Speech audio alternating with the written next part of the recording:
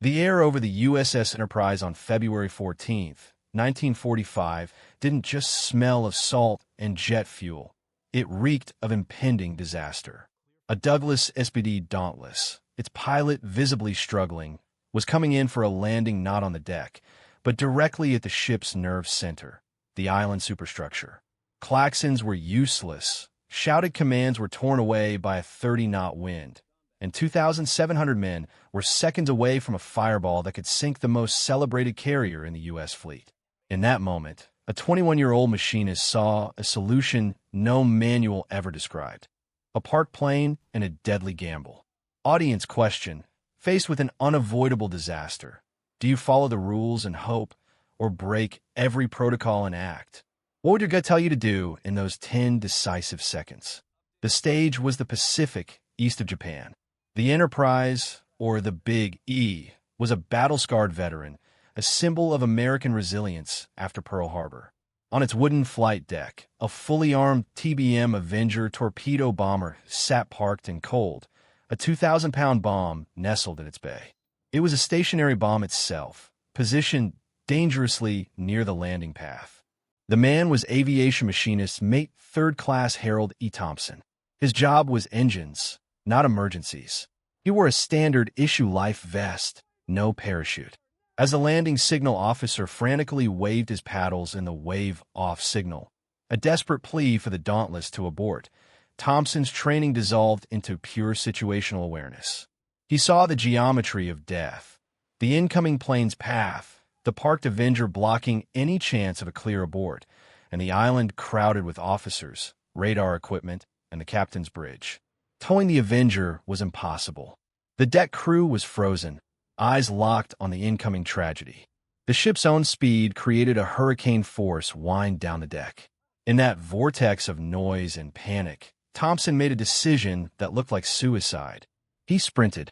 The deck was slick with sea spray and oil.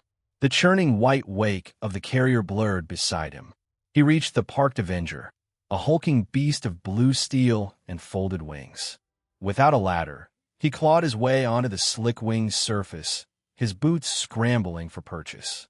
He then dove headfirst through the open canopy into the pilot's seat, a seat he was not qualified to sit in. His hands flew over unfamiliar controls. He had no electrical power, no hydraulic assist, no engine cough to help him. The Avenger was a 15,000-pound deadweight. His only tools were gravity, the deck's slight pitch, and brute strength. He released the parking brake and, using the rudder pedals and muscle alone, began wrestling the nose of the bomber sideways, inching it backward and away from the critical lane. On the bridge, officers watched helpless. The Dauntless, now completely out of options, slammed into the flight deck just past the island, its tail hooks snagging nothing. It careened across the deck in a shriek of metal and spun into the sea. The impact was violent, but it was clear of the ship's vital infrastructure. The pilot and gunner were later pulled, stunned but alive, from the water. Silence, then chaos resumed. Thompson climbed out of the Avenger. The deck around him was scarred but intact. The Enterprise steamed on, its mission and its role as the flagship of the Third Fleet, unbroken. The official after-action report credited him tersely. By his quick thinking and utter disregard for his own personal safety, he moved the parked plane and prevented a possible serious crash. There was no immediate medal. The war machine had no time for ceremony. But historians and naval strategists later dissected those seconds. They concluded that had the Dauntless struck the island, it could have destroyed radar, communications, and navigation, potentially detonating the Avenger's own bomb in a catastrophic chain reaction. The loss of the Enterprise could have altered the tempo of the final push toward Japan. Thompson's story isn't just one of bravery. It's about the unquantifiable human factor in war. It was a moment where procedure failed and instinct, fused with an intimate understanding of the machine he served, took over. He didn't see a bomber. He saw a movable barrier. He didn't see a suicidal jump. He saw the only available tool.